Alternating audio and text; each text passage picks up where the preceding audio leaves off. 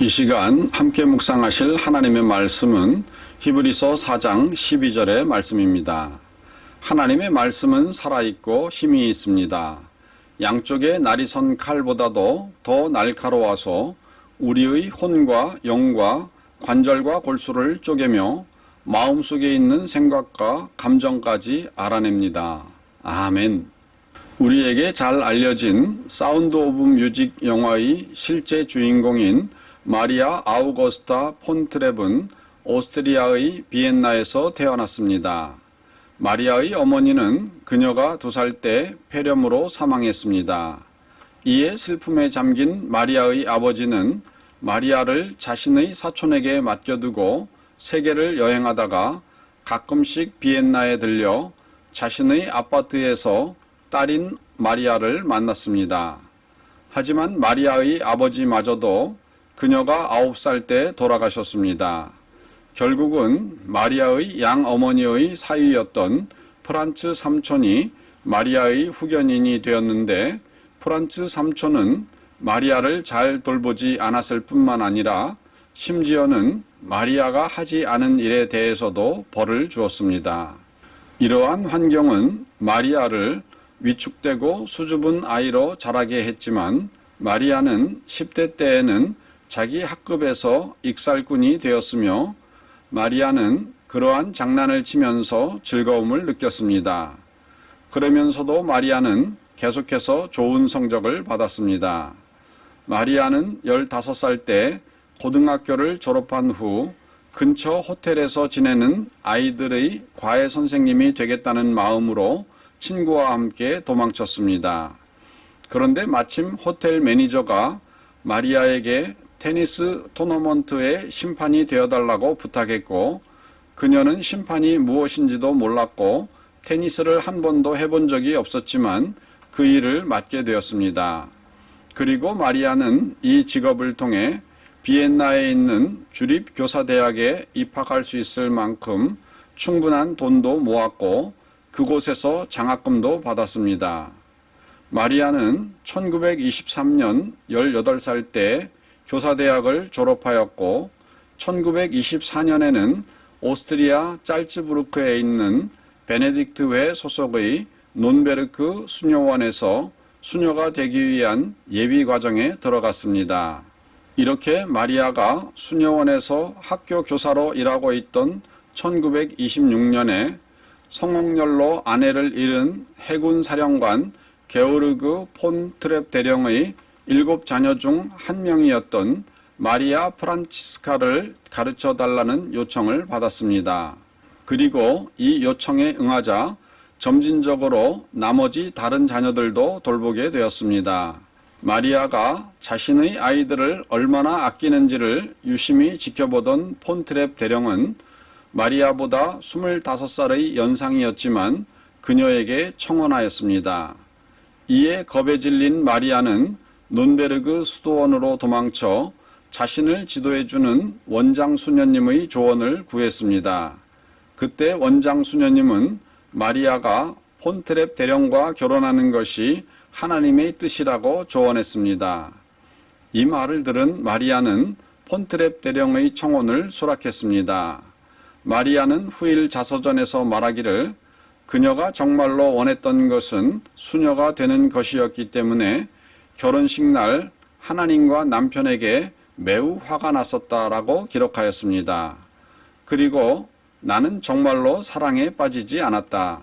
나는 폰트랩 대령을 좋아했지만 그를 사랑하지는 않았다. 하지만 나는 아이들을 정말 사랑했기 때문에 어떤 면에서 나는 아이들과 결혼한 것이다. 나는 결혼한 후에야 폰트랩 대령을 전보다 더 많이 사랑하는 법을 배웠다 라고 말하였습니다. 이렇게 마리아와 폰트랩 대령은 1927년 11월 26일에 결혼하였는데 스라에 3명의 자녀를 두었습니다. 그러던 중 마리아 가족은 1935년에 재정적 위기에 직면하였습니다.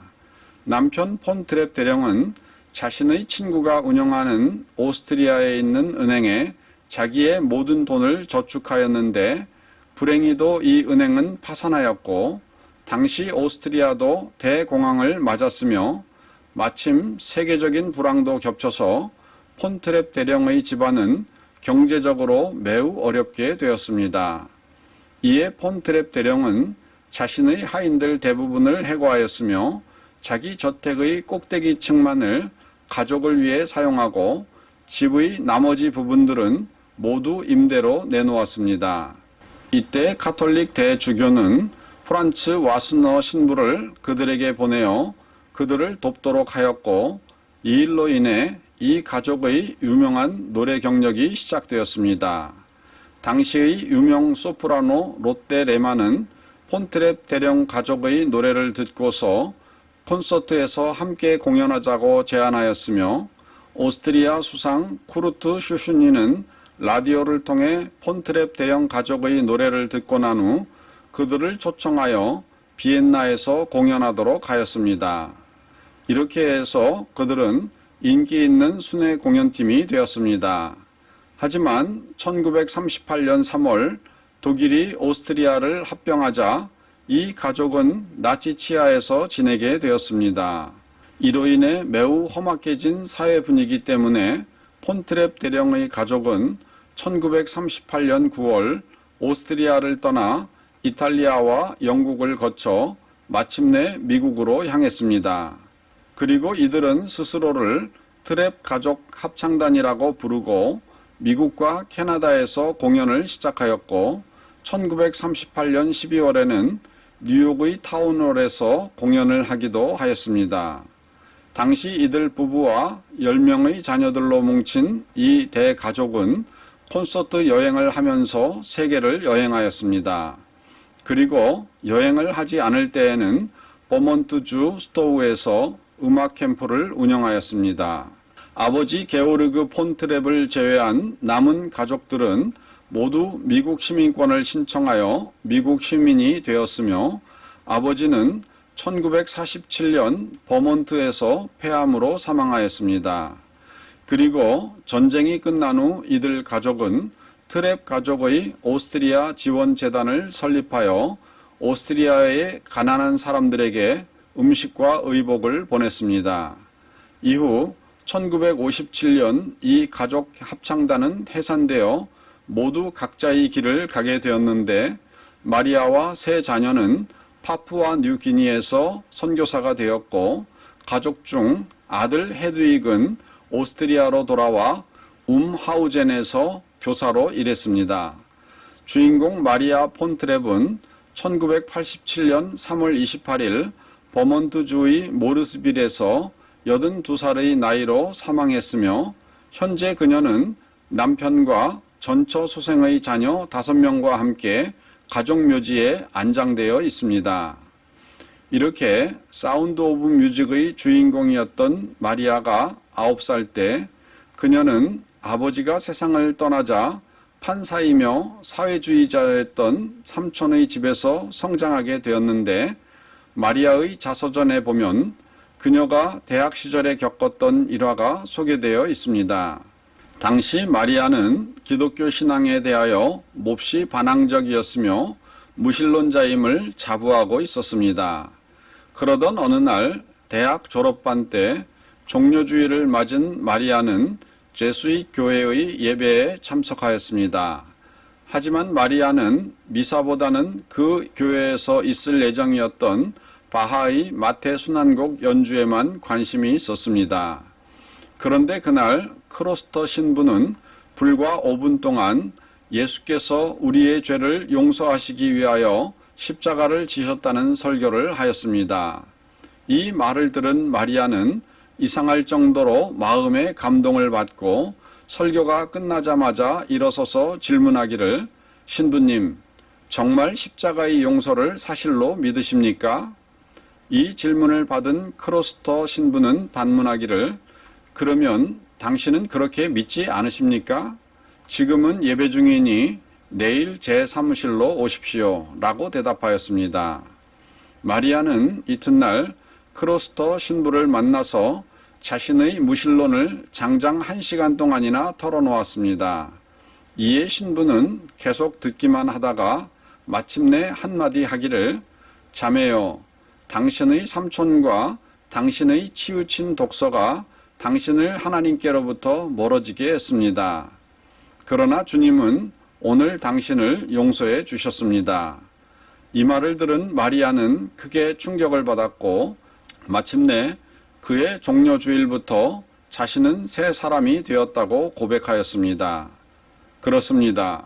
무신론자였던 마리아는 짧은 성경 말씀에도 큰 변화를 일으켜 예수님을 영접하고 나아가 수녀가 되고자 헌신하였던 것은 과연 성경 말씀이 살아있음을 보여줍니다. 그리고 성경 말씀을 통해 영적으로 성장한 마리아는 마침내 자신의 세 자녀와 함께 선교사로 헌신하여 복음을 전하는 삶을 살았습니다. 그러므로 우리는 세상 사람들이 듣든지 아니 듣든지 부지런히 하나님의 말씀을 전하는 일에 헌신하여야 하겠습니다.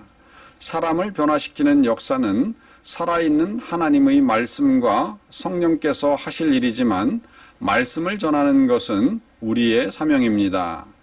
오늘도 부지런히 하나님의 말씀을 전하는 일에 순종하시는 성도 되시기를 주님의 이름으로 축원드립니다. 다 같이 기도하시겠습니다.